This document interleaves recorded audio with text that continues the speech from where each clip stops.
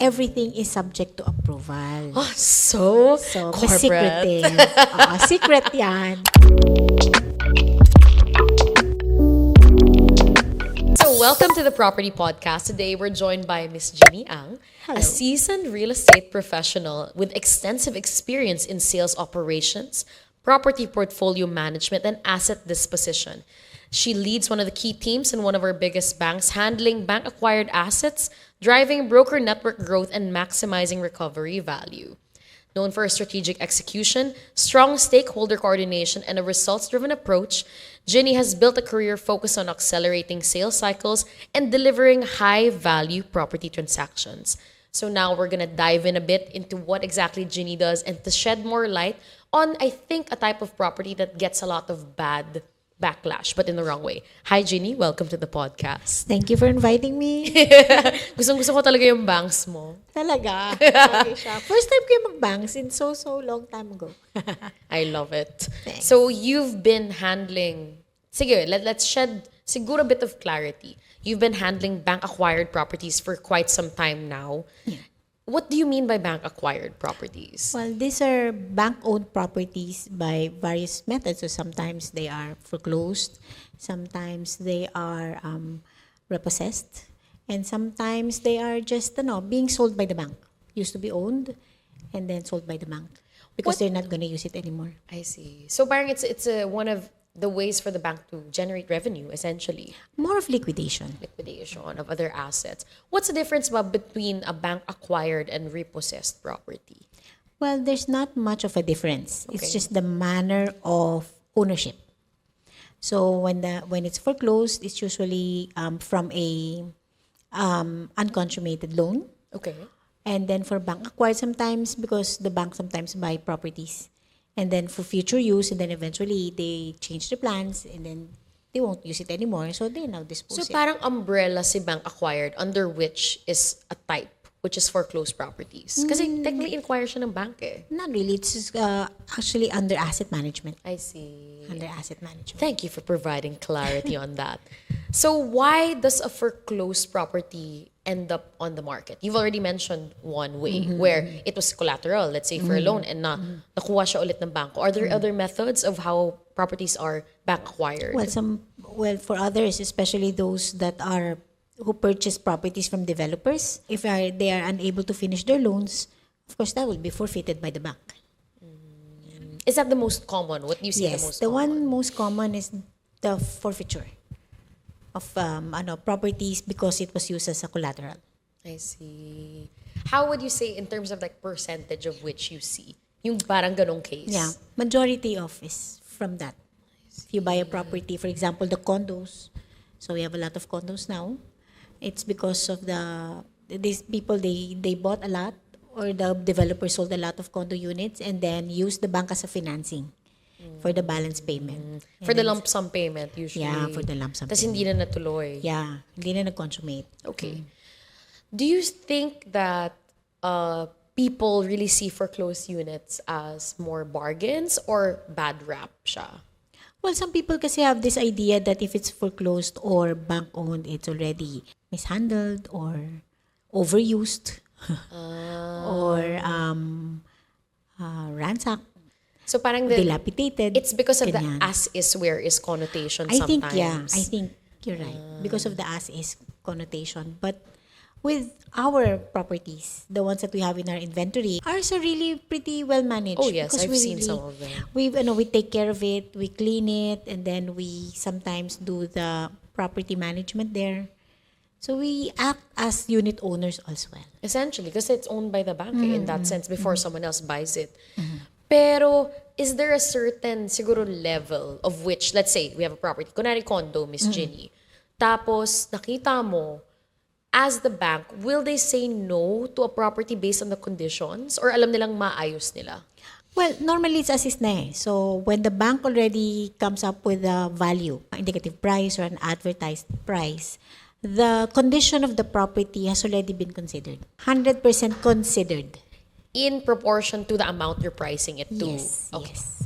Very well. Are we seeing more bank-acquired properties more frequently these days? As of now, because we came from a 2-year hiatus, the pandemic, Yes. and of course there was problem. There's also a problem in the economy a few years ago. So, but now people are more financially literate, or Correct. they know how to manage. So when we get to sell properties that are from my experience with developers, no, before, kasi I was also with developers before. Ngayon, people are more conscious of their responsibility in paying their loans. So I don't think They don't bite off more than they can chew. yeah, they know how to count, they know how to compute, Yes. and they know how to allocate. Yes. So they know what portion of what they're eventually, earning. it's not going to be as big or as plenty as how it is now. Okay. It's only because we came from a 2-year pandemic. That's So why. it's really, so you saw, for example, and siguro I know you weren't maybe with the bank yet at that time, but what was the difference siguro in amount of properties that were bank acquired before versus right now? Kasi before, the payment scheme kasi before, plus people have more leeway in terms of accessing financing lines. Were they not as stringent as they are right now? Yeah. Before, medyo Mas maluwag. mahigpit. No, mas mahigpit. Yeah. So that's why you can't just buy property. Yeah. You really have to show your income documents. Oh yeah, like talaga. now I remember parang the requirement for the bank now is so high just to get a certain loan. Parang kunwari, if you just want a loan, kahit, I know the medyo markers around mga 10M, higher than that, medyo sisilipin. Past 9.9M, silipin ka na talaga, or they're gonna ask for more Yes. documents. May iba nga you need to have the ratio. The income ratio should be 40%. 40% of your monthly amortization must be within the 40%. Of what you've submitted as your declared Yes. earnings per month. Yes. Which makes sense. Kasi, would you be putting 70% of what you're earning? Ano yung Diba? 30% pang ano mo na yun? But noon, ganun eh. Noon, if you see, lalo na pag sa mga developer, okay lang kahit 70% of your earning. Kasi, lalo na if you're single, no? Sabi, Yeah, single correct. ka naman eh. So, you're not Wala ka namang wala kang obligations. obligation. So, okay na yung 70%. Pero yung pala, meron kang, you have travel goals. Correct. You have this and that. You have gift Then, goals, nag-fall- there's yun. Christmas season. Tapos, ayun na, nag-fall short na sa monthly amortization. But it's good. I think you did mention it. The financial literacy of Filipinos, I think, is becoming better. Yeah. Do you think it's because of the advent of information on the internet? What do you think it is? I think it's because of that. And a lot of people have been very concerned. People are more conscious in their spending. At least that's happening now. Do you like parang from the way that you see your inventory, is it priced better than what you see on the market of properties that aren't bank acquired? I would like to say more on competitive or Okay. equal to. Because we can't say better. Okay. Well, primarily because Very the, pragmatic diba? answer. Yeah. I love it. Just to be safe. She's made for the camera, guys. Alam niyo sabihin niya. Yeah. So we have to be safe, and I don't want naman to lead the market into something or the listeners into believing something better. that's not diba? That we cannot support. Fair point. Fair It point. is competitive. So there's a slight difference probably in the pricing, but very small. Okay. I love it. Do you see any like hidden costs or hidden requirements that a lot of people don't know about? Like, let's say if I were to buy and I've never bought before, is there something you would tell me immediately? Yeah, because for secondary market, normally they would say, may VAT pa yan, may the CGT, Correct. yung mga ganyan, no? Extended But withholding with tax, but oo. with our properties, we don't have VAT eh. So that's a good thing. So you already save on VAT. But we have the CWT. But the CWT naman is paid for by the bank. So you don't have to worry about that. Only on the difference. If talaga you're buying a good deal, Yeah. just like if when we're selling the BGC properties, because BGC zonal value is already higher Correct. than our selling price. So there is definitely a difference. So yun lang sa shoulder ni buyer. But the rest is bank. But walang VAT, Miss Ginie. Because it is not income. The selling of the properties is not because we are earning something from it. It's really liquidation, asset disposal. So that's a big difference. Big difference. That's a huge difference actually if you compute it a lot of the time. Yes. What are the other things, let's say, you would not really warn me about? What would you advise me if it were my first time to acquire a bank-acquired property? Well, the first is you have to get a property that suits you. So if you need a property, let's say first-time owner ka, first-time property owner, and you're going to use it, you're the one who's going to live in it. So make sure it's near your work, convenient to the school of your children, yung Correct. ganyan. So Fits your lifestyle. yeah, it fits your lifestyle. Is there any specific advice though for bank-acquired properties? Because I feel like that's a more general advice. Meron bang specific thing maybe that kunwari, I wouldn't know about? Siyempre, pag ako, I would like, maganda kasi sa mga bank-acquired properties, available yung mga house and lots and townhouses in the metro. Which is hard. Which is very hard marami in kang secondary mapipilian. market. Yeah, secondary market, medyo mahirap na yan. And the pricing is also competitive. Because the secondary market, ano na yan, bawi. Diba? Bawi. Correct. Yan ang mindset nila. I'm gonna bawi what And I flip spent it. I'm and gonna flip flip it. it, Ganyan. yeah. But And what again, I've sa used to amin kasi, renovate. true. But with us kasi, sa bank acquired, these are for disposal nga. No? For liquidation. So, wala kaming bawi. In that sense, that's a really good point actually that you're making, and I see it completely. In that sense, would you say that the bank is easier to negotiate with Yeah. versus like, let's say, a seller on the secondary market? Yes. Because wala siya inahabol. Oo. Si bank din naman. Gusto ko yan. That's a very good insight, Miss Ginie, and I love Yeah. that. Can you share siguro where, let's go more into the deals you've handled. I know you've handled a lot of deals, a lot of interesting clients, a lot of interesting brokers. Do you have a very memorable one that really stuck with you? There was this one at a commercial property in Bulacan. Okay. I don't really know of the property because it's not yet in our list. Okay. So it was the client who emailed me and offered that she's interested to buy the property. Okay. So I had to ask people about it. I had to get information about it. Naging nakakatawa private dun- investigator yeah, ka. ang nakakatawa doon is I don't even know how she got my email. Yeah, so And it's so specific. Hindi kasi parang broker na your email is online. Yes, it's not. So, I think Very nakita niya sa intentional. so nagpunta siya sa website ng bank and then saw a list of names, and then picked one. So, Gusto niyo yung pangalan yeah, mo? na siguro gusto niya yung pangalan ko. So, despite nakahaba-haba ng name ko. So, then she emailed me and told me about this property. So, sabi ko, sige, I'll take a look. And then when I saw it, ang dami pang problema ng property.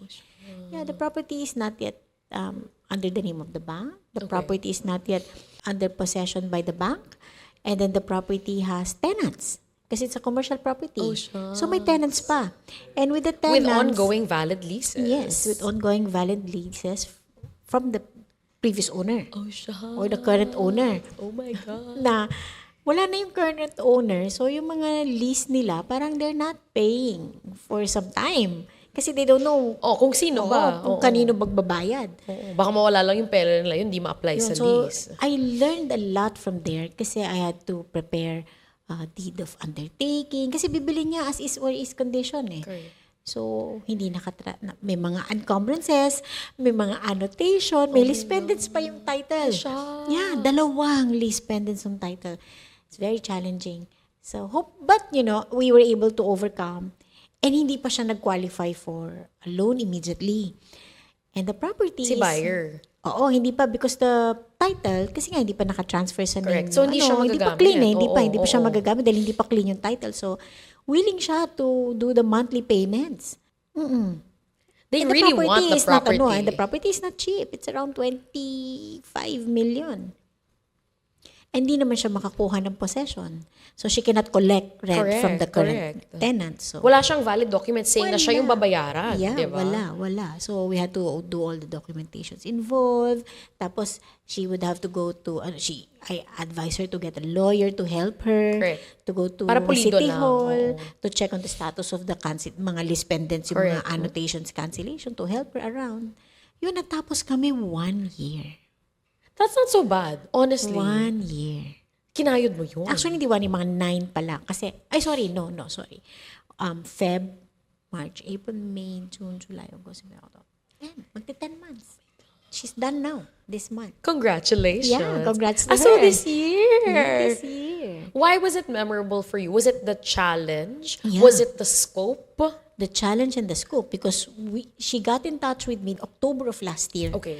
So we started transacting the property February of this year.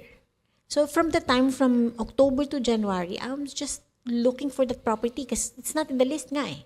So I have to go around to look at the inventory, ask around, nasan to, sino to, ano Oh my files God. nito. Yun, so all three. Then nagpa-pricing pa because at that time walang pang presyo yung property. Kasi nga, it's not available yet. So, nag-go through pa yan ng usual process of approval for asset sale. So yun, it took like 3 months before I was able to get back to her and tell her na, ito na, may presyo na, ito yung amount. And then, hindi siya tumawad. That's the good thing. Hindi siya, kaya sabi ko, very memorable. I love it. So, she did not ask for a discount. She didn't ask for any special treatment. She just wants the property so bad. Why? What was she gonna use it for? Probably for a clinic, kasi she's a doctor.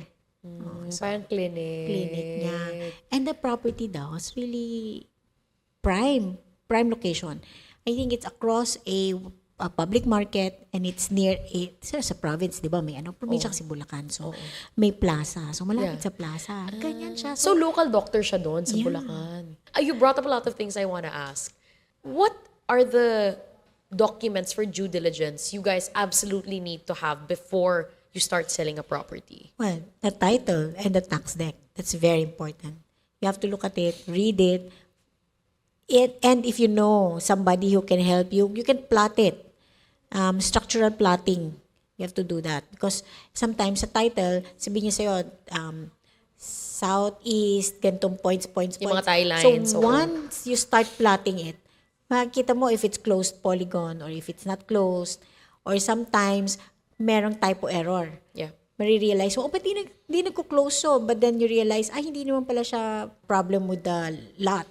The problem lang is the mistype. typo. So, naging southwest instead of southeast. Parang ganyan.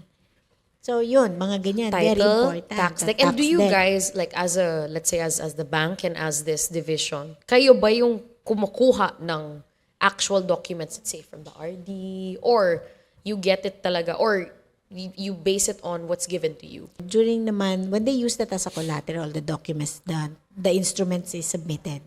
So, with the bank, we always update that. So, updated kami sa tax deck. Updated naman kami sa title status. So, we have that. That's another good thing about bank-acquired properties. But not 'Cause all you're banks. But with your bank specifically, they're very malinis about that type of Yes. thing. That is, And they also say when there's something wrong. Yes. Always, We do. naka-remarks doon. we have that. And very seldom naman, we have that remarks there in our inventory. But we're very proud to say, and I am very proud to say, that our properties are all under the name of the bank ready. So you don't have any fears of transacting na, baka mamaya somebody's going to, or mamaya double ownership. Wala nang ganun. Correct. Okay, so that's one big plus of Yeah. dealing with bank-acquired properties for banks that do that type of thing, that fully declare everything. Because sometimes on the secondary market, you'll meet people who Yes. don't. Yes. A lot of the time, actually. Yes. Especially with EJS. Yes. Diba? All of They're those not going to things. disclose that. So, gulat ka na lang when you Title go transfer. to RD, tapos ma-realize mo, meron pa pala tong ganito, meron pa lang yan. Or minsan no may trace utang, may BIR, yung liabilities that you don't know And about. for condos, marirealize mo, for ano na pala siya, for annotation nung condo, delinquency niya. Correct. No, I mean, that's why. I mean, even with us specifically, we really go through the process with the certificate of management and all those things. But at least with your bank, you'll be sure that you're dealing with good properties. Oo, so -1 na yon sa work ni broker. Correct. And that's a big chunk of the You work. hear that, guys? Yeah, -1 na. Can you walk us through siguro the process of buying a bank-acquired property? Is it Well, any different? Well, no naman. Primary, you have to go visit it. You have to know the condition. Okay. So Because we site don't visit, really- number Site one. visit number 1, and then do your due diligence. Ask for the documents. We will give the documents. We give you copies, and you have time to review, check. If you want to go to RD and validate, you can do that. And then go ahead and make your offer. I think it's interesting though na With secondary market or resale, it's like letter of intent, and then usually contract to sell or deed of absolute sale. What's the difference in the process? Because you guys have an offer, parang offer Yeah, we have a sheet. form. Offer We have an offer form. So you have to fill that out. Doon pa lang, we already know who you are. Diba? So, and then we conduct naman our own due diligence because you're dealing with the bank. So, we are following the rules of the Bank Central ng Pilipinas. So, Correct. there's also rules, of course. Right now, that real estate is covered by AMLA. So, we have to know our buyers. We know. KYC. Diba? KYC. As an FMCG girl. As a corporate girl. Exactly. Sa FMCG, wala yun eh. As long as the grocery is existing, we can sell to you. Correct. Basta okay yung distributor, go na yan. Oo. Then after you do the offer sheet or offer form, what's the next step? Ayan. Okay, so once it's done, we accept the offer. Once it's accepted, very seldom naman na hindi namin ina-accept. But Except when they offer, can they offer below what you're listing it as? well, I know you have all discounts recommendation. naman is a subject to approval. So, be ready lang for negotiation. So, if you offered very low, we'll tell you, can you increase it to this much? And then sabihin ni buyer, okay, go. Okay na ako dyan sa price na yan. Okay, then we proceed. But, minsan, si buyer ayaw na, that's too high. Back out na. Okay lang. But, we didn't get any money from you. So, Correct. okay lang. You can Except back out anytime. sometimes sa resale market, di ba? Minsan, Oo, sa nag-earnest resale money, nag-earnest ka na, money ka na, tapos ipit biglang ka maghahagel na, pa, yeah. iipit ka na. Oo, mag-aaway na kayo. Dito, sa amin, we don't ask for that. Wala kaming cash. It's Just a straightforward. picture of your check. And quite straightforward also in a sense na the bank will just say no or they will say yes. But very seldom we say no. We always say, syempre we want to, sell di ba, to sell. So, ang What's sasabihin the margin? namin, walang ganon. No margin meaning, no. what is the range of percentage which you typically accept? A discount. Kunwari 10 million, Yeah, like I nakalist. said, walang ganon. Kasi everything is subject to approval. Oh, so mas corporate. secretive. Secret yan. Okay, I accept your very So, pragmatic pwedeng from answer. 2 to double digit, pwedeng single. Correct. It really depends. I love that. Ginie, you're really made for the camera. Talaga. Your answers are very, very So safe, good. ah. So safe. Pwede ka maging PR spokesperson. Oo, diba? Correct. Actually, bagay ka doon. Para naikot mo na talaga lahat ng industry. Ganon. Yun na lang ang kulang, no? Government. Siguro, ito na lang. This one's an interesting question and you might have a lot of answers for this. What are specific red flags that you see in a property? And you know, I'm not gonna buy that. Or I'm not gonna offer that. Well, number 1 is right of way. We all know that. Pag wala kang right of way, that's a problem. Second is the condition of the land. Because sometimes we say, sabihin na interior siya or landlocked. Pero yung pala, yung interior niya, swampy na. Over time, diba? Marami niyan in Bulacan. Diba? It's Correct. very, that's... As a marshland, essentially. Then, pag naman, may water, brackish water. So, ang hirap niyan tanggalin. It's so difficult to clean the brackish water. And you'll spend so much just to be able to use it. True. So those two, right of way, and then the condition, Condition of the of the land. They do say that you should visit property when it's raining, when it's nighttime, when it's daytime, That's when true. it's sunny. That's true. What are the other red flags that you typically see? Yeah, you have to check now kasi I think they now include in their, if you hire an appraiser, Okay. I think they now do seismic study. For the earthquakes. Yeah, for earthquakes. So in some areas, kasi some buyers do require to, sometimes they ask, ano ba to, along fault line. Kasi How ngayon, far is it may from the fault ganyan-ganyan na sila line? ngayon. Oo May ganyan-ganyan na. You can use Fault Finder. Have you used that? I think yung mga appraisers, they do. The private appraisers, they do that. Bakit mo naisip, Miss Ginie, yung number 1 red flag is right of way? Kasi it's always a problem. Diba? Have you seen a lot of problems like that? Well, in my experience sa developer, yes, marami yun. No, sa news, everyday makikita mo, dami nag-aaway, di ba? This is my parking spot. Why are you parking in front of my gate? You have to move your... Diba, dami nag-aaway dyan. So, talagang dapat may right of way ka. Correct. Plus, yung mga iba, na supposed to be, it's a main road, nagiging secondary road. Correct. Nagiging ganyan over time. Parkingan so, din ng nagiging mga tao. parkingan na. Kasi people don't know who owned the property or owned the land, only to find out na it's privately owned pala. Tapos papaalisin kayo dyan. It's a problem. Yeah. And Especially for commercial properties. True. And if there's a buyer who bought the property and then hindi niya alam there's like that problem, babalik din yan sa'yo eh. Diba? Babalikan ka niya, sisisihin ka niya. You didn't tell me this, you didn't tell me that. Oo. And they can't operate what they intended to do with the property, Exactly. diba?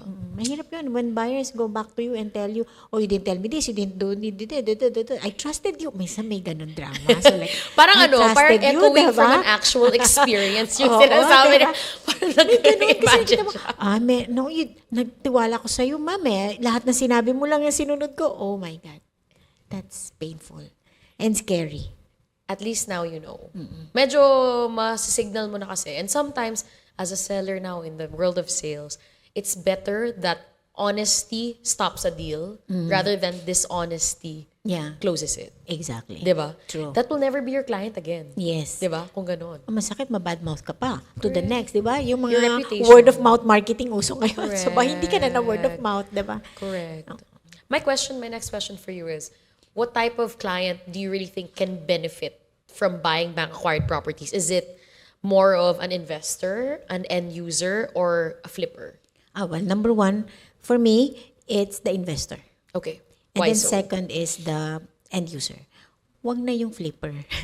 Bakit? I mean, di naman wag na. But, if you're buying a land, pwede na rin. No? If you're going to use it, if you plan to develop it, medyo a few more years down the line. But if immediately, mahirapan ka. Because like I said a while ago, yung price namin does not differ much with the secondary market. Yeah. We're comparable. So, secondary market, kung flipper ka, your secondary market, yun na yung gagamitin mong price eh. Correct. You're not going to, so you will require margin. We don't, di ba? We don't sell very, very, very low. Oo. So, mahirapan si flipper doon. So, investor. Investor because, there's still a huge market that cannot afford the down payment, the required down payment. So, they will rent. So, pwede talaga ito. It's a good deal. You got it for current price. And then, pa-rent mo, you spend a little money on renovation and then pa-rent mo after some time, you wanna flip it, pwede na. Nakabawi ka na. Parang ganyan. And then, end user, of course. Siyempre, yung location kasi ng bank properties, meron pang Metro Manila at that price, maganda yon for end user. Yung mga townhouses. Mga ganyan. Meron kang 100 square meter lot in Tandang Sora, Novaliches, and you only got it for 5 million, mga ganyan. Malaking bagay yun. Wala ka na makukuha nun ngayon. Correct. Diba? I'm from Katipunan and I would know. Yeah. Medyo malapit yan sa akin. And Tandang Sora, Tierra Pura is getting up to like really astronomical prices. I know. Diba? Magkakaroon kami niyan. Plus, magkaka-MRT Line 7 doon. Exactly. So it's gonna go up. The price all the way up to Bulacan in that area. Diba? If Fairview, maganda rin. Correct. We had a listing there, 6 million. House and lot. talaga? Yeah. So, mura na yon. That is a good deal. What's the best deal you've seen in your years of handling bank-acquired properties? What's the most sulit na parang, pati ikaw, parang dapat bilhin ko ba to? Oh yeah, we had a property in Teachers Village. Oh, Maginhawa. Oo, somewhere near in that area. The property, maganda siya around, I think mga less than 200 to about 200 square meter. Okay. Mga 100 something square meter. Nasa 30 million lang. Oh, no way. Yeah, and pag pinuntahan mo yung property, talagang Anong street siya? maningning. So, on your left is talaga going to that Maginhawa Yes. food area. The gentrified, Yeah, very and then lively the other area. side naman is going to yung going out to circle na. Yung malapit na sa mga government facilities. I'm ganyan. from there and I went to UP, so I know exactly what Ang you're talking ganda ng about. place na yon. And talagang maganda pa yung frontage niya, hindi siya tago. And the community is really good. It is. It's one of the safest, actually. And the road, malapad siya. Kasi we had the property in Cubao, somewhere in that area. Cubao area to. Mga ganun din, mga less than 200 square meter to 200 square meter, 30 million. Mas cheaper ng by 2-3 million to. But yung road niya, siguro 2 views lang ang kasya. Yeah, but this one in Teachers Village, ang laki ng road. That is a good deal. Which brings us back to the point now, when you buy property, whether it's bank acquired or normally acquired, it's very important to see where it exists and what are ano yung lifestyle na nandun sa area na yun, di ba? Ang good deal yun kasi may maganda pa siyang house. Malaki yung house. Talaga? Yeah, good deal. Kailan yun nabenta? Recently lang. Ganon? Yeah. Oh my God. No, October lang. Somebody That's bought such a it. good price. It is. Familiar ako sa area. That's a very good price, really. Okay, quick fire. Parang fast talks. Oh, fast diba? talk. Okay. Quick fire. For closed but you can also give context, by the way, to your answer after. All right. For closed condo or for closed house? For closed house. Why? Well, because it's house. It has a lot. And it's yours. You own the lot. Of course, in CCT the versus CCT. CCT. It's flexible. So foreigners can buy. Diba? TCT, foreigners cannot. Galing ni Ginie. I love it. Short-term flip or long-term hold? Long-term hold. The longer the property is, the higher the value it becomes. Diba? Over time. The property naman, you will never go wrong. It does not diminish in value. They're not making more of earth now. Yan. Diba? Even condos, ha? Even condos. Before, sabihin mo, condo, ay, baka, diminishes the value over time. Hindi. They remain the same. The worst case that can happen to a condo is the value stays the same as you purchased it. But it's impossible na same price as pre-developed price. It's probably the same price as developed. Correct. Ganun lang. But it increases. Even condos. Last question. Bank-acquired property, is it an opportunity or a trap? It's an opportunity. Easy answer. Siyempre, easy answer. Yes, with Why my is eyes it an closed. opportunity? Yes, because it's like I said, the location. And then the financing scheme available because it's already pre-cleared or pre-assessed by the bank. So you already know that your instrument is bank acceptable. Collaterable. Yeah, so you don't have to worry about it. I love it. Yeah. Let's explore a bit, before we also close it out. I want to talk more about the financing part of it. Yes. I think that's one of the biggest pros kasi of bank-acquired properties. That you've already essentially parang pre-cleared it to be collateral. What are the instances na hindi natutuloy yung buyer? Is it because they're not approved? Well, that. Now, sometimes that. But there's a way naman. You can do temporary in-house financing at a higher rate to cure whatever is your credit problem. And then after that, we try again. That's a good thing naman with banks. You're given a chance to cure whatever is that findings, and then you can try again. Parang you'll medicate for a bit, and then ganun once you're talaga. cleared by the bank, Yes. you can go ahead. You can go ahead and then try and hopefully maging okay na by that time. Do majority of your buyers and clients, do they usually pay talaga with terms or is it more cash heavy? Lately, in my experience, equal yung cash buyer ko sa talaga? Yeah, you'll be surprised. A lot of bank-acquired clients are buying it in cash. Why do you think that? I think ready talaga sila. They're really in that mode that they're looking and they're buying. And this is not investment, by the way. This End users. End user. I see. End user. Residential. Oo, residential. Talagang pinag-ipunan. Like I have 2 clients na talagang pinag-ipunan. This is my money. How much can I buy it? Kasi ito lang talaga yung money ko. So, nakabili At siya. least may hangganan ka na agad. Yeah. Nakabili siya ng what was that? Condo. It's a condo with parking pa. Magkano? 6 million. It's in With Siena parking? Park. With parking na, by the way, pag nagbenta ka, minsan yung condo namin already comes with parking. Yeah. And if you compute it, parang nakatipid ka na sa price ng parking because how much naman ang parking ngayon, Correct. diba? 1.5 at the very least. That's super cheap already for So certain imagine areas. mo, you have a 75 square meter condo, 2 bedroom, 2 toilet, and a parking for only 6 million. So, minus mo na lang yung cost ng parking mo sa 1.5. So, parang you got the unit only at 4.5.